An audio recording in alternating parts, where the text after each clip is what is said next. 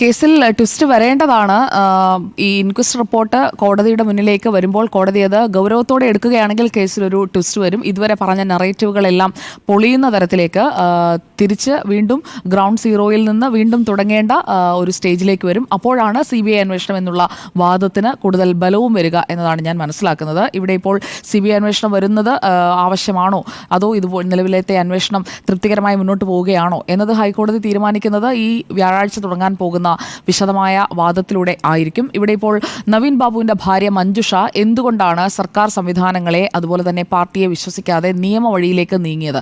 ആദ്യം മുതൽ തന്നെ അവർ പറയുന്നുണ്ട്. ഒപ്പം സഹോദരൻ പ്രവീണും പറയുന്നുണ്ട്, ഞങ്ങൾ നിയമപരമായുള്ള എല്ലാ സാധ്യതകളും പരിശോധിക്കും. പാർട്ടി പറയുന്നതിനോ നേതാക്കൾ പറയുന്നതിനോ അവർ വന്ന just A PAT on shoulder അതുകൊണ്ട് കാര്യമില്ല എന്നുള്ളത് ആ കുടുംബം ആദ്യഘട്ടത്തിൽ തന്നെ തിരിച്ചറിഞ്ഞതാണ്. അതുകൊണ്ടാണ് അവർ സ്വന്തം നിലയ്ക്ക് നിയമ നടപടികളുമായി മുന്നോട്ട് പോയത്. അതിപ്പോൾ അവർക്ക് ഗുണമായിട്ടുമുണ്ട്. കാരണം സർക്കാരിന്റെയും പാർട്ടിയുടെയും നിലപാട് എന്താണ്? CBI അന്വേഷണം വേണമെന്ന് പാർട്ടിയോടാണ് അവർ ആവശ്യപ്പെട്ടിരുന്നതെങ്കിലോ നടക്കാൻ പോകുന്നില്ല. അതൊക്കെ നേരത്തെ തന്നെ മഞ്ജുഷ മനസ്സിലാക്കിയിരുന്നു എന്നുള്ളതാണ് എൻ്റെ ബോധ്യം. അതുകൊണ്ടാണ് ഇപ്പോൾ സംസ്ഥാന സർക്കാരും CPIM CBI അന്വേഷണത്തെ എതിർക്കുന്നതിലൂടെ അവരുടെ ഇരട്ടത്താപ്പ് പുറത്തു വന്നിരിക്കുകയാണ്. താല്പര്യം എന്താണ്? ആരെ രക്ഷിക്കാനാണ്? ഇവിടെ സ്വാഭാവികമായി സംശയിക്കാവുന്നത് പ്രിവെന്റിംഗ് ഫർദർ ഡാമേജ് ടു ദിവ്യ. അതാണ് ഇപ്പോൾ അന്വേഷണ സംഘമായാലും സർക്കാരായാലും ചെയ്തുകൊണ്ടിരിക്കുന്നത്. PP ദിവ്യ ഇതിനകം തന്നെ ജയിലിൽ കിടന്നു, അത് മതി. അതിനപ്പുറത്തേക്കൊന്നും ഇനിയിപ്പോൾ ഒരു ശിക്ഷയും അനുഭവിക്കേണ്ടതില്ല എന്ന രീതിയിൽ പ്രൊട്ടക്ട് ചെയ്തുകൊണ്ടുള്ള ഒരു അന്വേഷണം തന്നെയാണ് ഇപ്പോൾ മുന്നോട്ട് പോകുന്നത് എന്നത് വേണം മനസ്സിലാക്കാൻ. ഇവിടെ ഈ ഇൻക്വസ്റ്റ് റിപ്പോർട്ടിലേക്ക് തിരിച്ചു വന്നാൽ നവീൻ ബാബുവിന്റെ അടിവസ്ത്രത്തിൽ രക്തക്കറ ഉണ്ടായിരുന്നു.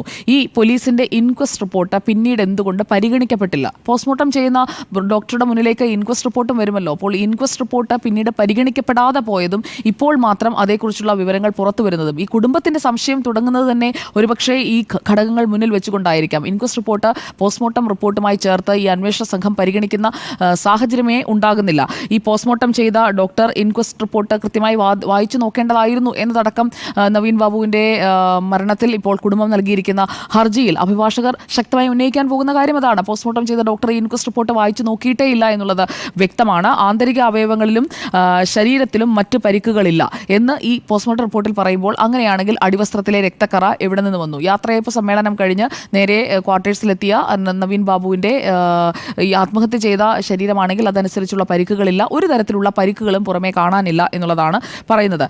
ശാസ്ത്രീയമായിട്ടുള്ള അന്വേഷണങ്ങൾ, ആന്തരിക അവയവങ്ങളുടെ പരിശോധനയൊന്നും നടത്തിയിട്ടേ ഇല്ല, നേരെ പോസ്റ്റ്മോർട്ടം ചെയ്ത് സംസ്കാരത്തിനായി കൊണ്ടുവരികയായിരുന്നു എന്നതാണ് കുടുംബം പറയുന്നത്. പല കാര്യങ്ങളിലും ഇവിടെ മനഃപൂർവ്വമായിട്ടുള്ള ചില ഇടപെടലുകൾ ഉണ്ടായിട്ടുണ്ട് എന്ന് കുടുംബം സംശയിക്കുന്നത് ഈ കാര്യങ്ങളൊക്കെ മുൻനിർത്തിക്കൊണ്ട് തന്നെയാണ്. ശരീരത്തിൽ നിന്ന് രക്തസ്രാവം ഉണ്ടായിട്ടുണ്ട്, ശരീരത്തിൽ എവിടെയോ മുറിവ് സംഭവിച്ചിട്ടുണ്ട് എന്നൊക്കെ കുടുംബം സംശയിക്കുന്നുണ്ട്. അതുകൊണ്ടാണ് അവർ കൊലപാതകം എന്നുള്ള ഒരു ആംഗിളിൽ ഇതിനെ കാണുന്നത്, ദുരൂഹത സംശയിക്കുന്നത്. ആദ്യം മുതൽ തന്നെ ഈ സംശയങ്ങളൊക്കെ നവീൻ ബാബുവിന്റെ കുടുംബത്തിനുണ്ട് എന്നതാണ് നമ്മൾ മനസ്സിലാക്കേണ്ടത്. അപ്പോൾ അക്കാര്യങ്ങളിൽ അങ്ങനെയില്ല എന്ന് വരുത്താനായി മറുഭാഗത്തു നിന്ന് ബോധപൂർവമായ ശ്രമം നടക്കുന്നുണ്ട് എന്നതും ഒരു വസ്തുതയാണ്. ഒരു ആൾ മാത്രമല്ല, അതായത് ഒരു പ്രതി PP ദിവ്യ എന്ന് പറയുന്ന ഏക വ്യക്തിയിൽ മാത്രം ഒതുക്കി നിർത്തുന്ന ഒരു കേസായി ഇതിനെ നമുക്ക് കാണാൻ കഴിയില്ല. കാരണം ഒരു PP ദിവ്യ മാത്രമല്ല, ഒന്നിലധികം പേർ ഇൻവോൾവ് ആയിട്ടുള്ള ഒരു ക്രൈം അവിടെ നടന്നിട്ടുണ്ടോ എന്നതിലേക്കൊക്കെ അന്വേഷണം പോകണമെങ്കിൽ CBI വരണം. അല്ലാതെ ഇപ്പോൾ നടക്കുന്ന SIT എന്ന പേരിലുള്ള ഈ പ്രഹസനം കൊണ്ടൊന്നും ഒരു കാര്യവുമില്ല എന്നാണ് എൻ്റെ പൂർണ്ണ ബോധ്യം. CBI വരണമെന്ന് കുടുംബം ആവശ്യപ്പെടുന്നതിൻ്റെയും കാരണം അതുതന്നെയാണ്. ഒരു PP ദിവ്യയിൽ ഒതുക്കി PP ദിവ്യയുടെ ആ യാത്രയയപ്പ് വേളയിലെ ഒരു പരാമർശത്തിൽ മാത്രം ഒതുക്കി കേസ് അവസാനിപ്പിക്കാൻ കഴിയുന്ന ഒരു സാഹചര്യമല്ല അവിടെയുള്ളത് എന്നത് വ്യക്തമാണ്. ഈ കണ്ണൂർ ടൗൺ പോലീസ് തയ്യാറാക്കിയ ഇൻക്വസ്റ്റ് റിപ്പോർട്ട്, ആ റിപ്പോർട്ടിൻ്റെ ഡീറ്റെയിൽസ് നമ്മൾ എടുത്തു നോക്കിക്കഴിഞ്ഞാൽ ഈ ഇൻക്വസ്റ്റ് റിപ്പോർട്ടിൽ ഈ രക്തക്കറകളോടുകൂടി അടിവസ്ത്രത്തെക്കുറിച്ച് പറയുന്നുണ്ട്. പക്ഷേ തുടകൾ, കണങ്കാലുകൾ, പാദങ്ങൾ എന്നിവ സാധാരണ നിലയിലാണ് എന്നതും പറയുന്നുണ്ട്. അപ്പോൾ ആത്മഹത്യ ചെയ്യുമ്പോഴുണ്ടാകുന്ന ശാരീരികമായ വ്യതിയാനങ്ങൾ എന്തുകൊണ്ട് സംഭവിക്കുന്നില്ല? അതൊരു ചോദ്യമാണ്. അത് പരിശോധിക്കപ്പെട്ടോ? ആ ചോദ്യവും അവിടെ നിൽക്കുകയാണ്. മരണകാര്യത്തിൽ മറ്റ് സംശയങ്ങളൊന്നുമില്ല എന്ന FIRൽ എഴുതി ചേർക്കാൻ തിടുക്കം ആർക്കായിരുന്നു? രക്തബന്ധുക്കൾ ആരും സ്ഥലത്തില്ലാത്തതിനാൽ അവരുടെ മൊഴി രേഖപ്പെടുത്താൻ കഴിഞ്ഞില്ല എന്നും ഇൻക്വസ്റ്റ് റിപ്പോർട്ടിൽ പറയുന്നുണ്ട്. ഒക്ടോബർ 15-ാം തീയതി രാവിലെ 10:15 തുടങ്ങി 11:45 ഇൻക്വസ്റ്റ് പൂർത്തിയാക്കിയിരിക്കുന്നത്. ഒരിക്കലും പത്തനംതിട്ടയിൽ നിന്ന് കണ്ണൂരിൽ പറന്നെത്തുകയാണെങ്കിൽ ഒരു പക്ഷേ നടക്കും. പക്ഷേ ഹെലികോപ്റ്ററൊന്നും അവിടെ അറേഞ്ച് ചെയ്യാനായിട്ടൊന്നും ആരും, മുഖ്യമന്ത്രി അടക്കം ആരും തയ്യാറായൊന്നുമില്ലല്ലോ. അപ്പോൾ ഹെലികോപ്റ്ററിലല്ലാതെ ഇത്രയും വേഗത്തിൽ കണ്ണൂരിൽ നിന്ന് പത്തനംതിട്ടയിൽ എത്താൻ കഴിയുന്ന സംവിധാനം തൽക്കാലം നമ്മുടെ നാട്ടിലില്ല. അപ്പോൾ ഈ 10:15 ഇൻക്വസ്റ്റ് നടത്തുമ്പോൾ ബന്ധുക്കളോ അല്ലെങ്കിൽ ബന്ധുക്കൾ നിർദ്ദേശിക്കുന്ന ആരെങ്കിലുമോ അവിടെ ഉണ്ടായിരുന്നില്ല എന്നത് വ്യക്തമാണ്. അതുകൊണ്ടാണ് ഈ അരമണിക്കൂർ കൊണ്ട് നടന്ന ഇൻക്വസ്റ്റിൽ അവർ സംശയം പ്രകടിപ്പിക്കുന്നത്. ഈ മരണവിവരം അറിഞ്ഞ കണ്ണൂരിന് തിരിച്ച ബന്ധുക്കൾ 11:50 കണ്ണൂർ പോലീസിന്റെ ഡെപ്യൂട്ടി കമ്മീഷണറെ വിളിക്കുന്നത്. അപ്പോഴാണ് ഇൻക്വസ്റ്റ് ഒക്കെ കഴിഞ്ഞു കേട്ടോ എന്ന ഒരു മറുപടിയാണ് ഇവർക്ക് കിട്ടുന്നത്. കുടുംബത്തെ യഥാസമയങ്ങളിൽ വിവരങ്ങൾ അറിയിച്ചിട്ടില്ല എന്നത് ഒരു ഫാക്റ്റാണ്.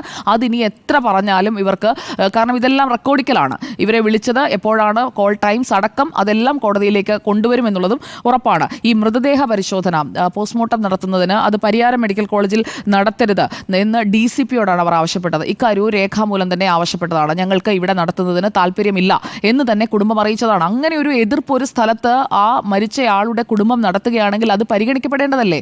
അത് എന്തുകൊണ്ട് പരിഗണിച്ചില്ല എന്നുള്ള ചോദ്യം അവിടെ നിൽക്കുകയാണ്. ഈ TV പ്രശാന്തനും PP ദിവ്യയുടെ ഭർത്താവും കൈക്കൂലി നൽകിയെന്ന ആരോപണം ഉന്നയിച്ച പ്രശാന്തനും ജോലി ചെയ്യുന്ന സ്ഥാപനത്തിൽ കൊണ്ടുപോയി ഈ പോസ്റ്റ്മോർട്ടം നടത്തിയത് എന്തിനു വേണ്ടിയാണ്? അവിടെ ഏത് തരത്തിലുള്ള കാര്യങ്ങളും ചെയ്ത് എടുക്കാൻ കഴിയുന്ന സ്വാധീനമുള്ള ആളുകളൊക്കെ തന്നെയാണല്ലോ ഉള്ളത്. അപ്പോൾ അവിടെ എന്തുകൊണ്ട് അത് നടത്തി എന്നുള്ള ചോദ്യം അവിടെ നിൽക്കുന്നുണ്ട്.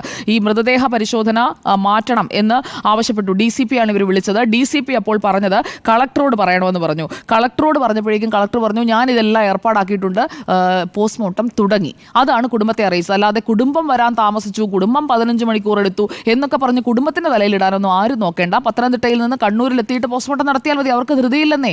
അങ്ങനെ തിടുക്കത്തിൽ നടത്താൻ ശ്രമിച്ച അരുൺ K. വിജയൻ എന്ന് പറയുന്ന കളക്ടറും ഇതിൽ സംശയത്തിന്റെ നിഴലിൽ തന്നെയാണ് എന്നുള്ളതാണ് എൻ്റെ അഭിപ്രായം. കാരണം ഈ തൂങ്ങി മരണമാണ് എന്ന് സ്ഥാപിക്കാൻ പോസ്റ്റ്മോർട്ടം നടക്കുന്നത് 15-ാം തീയതി 12:40-നും 1:50-നും ഇടയിലാണ്. തലയൊട്ടിക്ക് പരിക്കില്ല, വാരിയലുകൾക്ക് ക്ഷതമില്ല, ഇടത് ശ്വാസകോശത്തിന്റെ മുകൾ ഭാഗം നെഞ്ചിന്റെ ഭിത്തിയോട് ചേർന്ന നിലയിലാണ്. പേശികൾക്കും പ്രധാന രക്തക്കുഴലുകൾക്കും പരിക്കില്ല. അന്നനാളം സാധാരണ നിലയിൽ, കണ്ണുകൾ അടഞ്ഞിരിക്കുന്നു, ചുണ്ടുകൾ നീല നിറത്തിലായിരുന്നു, പല്ലുകൾക്കും മോണകൾക്കും കേടില്ല, വിരലിലെ നഖങ്ങൾക്ക് നീല നിറമായിരുന്നു, വയറും മൂത്രാശയവും ശൂന്യമായിരുന്നു, സുഷുമ്നാ നാഡിക്ക് പരിക്കില്ല. മൃതദേഹം തണുത്ത അറയിൽ സൂക്ഷിച്ചിരുന്നില്ല. ഈ 1/2 സെന്റിമീറ്റർ വ്യാസമുള്ള മഞ്ഞ കലർന്ന നിറത്തിലെ പ്ലാസ്റ്റിക് കയർ, അതാണ് കഴുത്തിൽ കെട്ടിയിട്ടിരുന്നത്. കയറിന്റെ നീണ്ട ഭാഗത്തിന് 103 സെന്റിമീറ്റർ നീളം, കയറിന് 30 മീറ്റർ നീളമുള്ള സ്വതന്ത്ര ഭാഗവും ഉണ്ടായിരുന്നു. ആന്തരിക അവയവങ്ങൾ രാസപരിശോധനയ്ക്കായി ശേഖരിച്ചോ എന്നുള്ളത് പോലും ഈ പോസ്റ്റ്മോർട്ടം റിപ്പോർട്ടിൽ വ്യക്തമാക്കിയിട്ടില്ല. അനാസ്ഥയുണ്ടായിട്ടുണ്ട്. അതുകൊണ്ട് ഇതിൽ ട്വിസ്റ്റ് ഉണ്ടാകും. ആ ട്വിസ്റ്റ് CBIയുടെ അന്വേഷണത്തിലൂടെ ഉണ്ടാകണം എന്നുള്ളതാണ് ഞാനും ആഗ്രഹിക്കുന്നത്. സർക്കാർ അതിന് സമ്മതിക്കുന്നില്ല. CBIയോട് ഞങ്ങൾക്ക് പണ്ടേ താല്പര്യമില്ല എന്നൊന്നും പറഞ്ഞു ഒഴിഞ്ഞു മാറേണ്ട കാര്യമില്ല. കാരണം പാർട്ടി കുടുംബത്തിൽ നിന്ന് ആ മരിച്ച ആളുടെ ബന്ധുക്കൾ CBI അന്വേഷണം വേണമെന്ന് ആവശ്യപ്പെടുമ്പോൾ അതിനെ ഇത്രയ്ക്ക് എതിർക്കുന്നത് എന്തിനാണ്?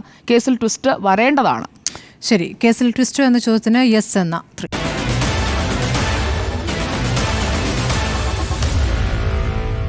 Meet the editors.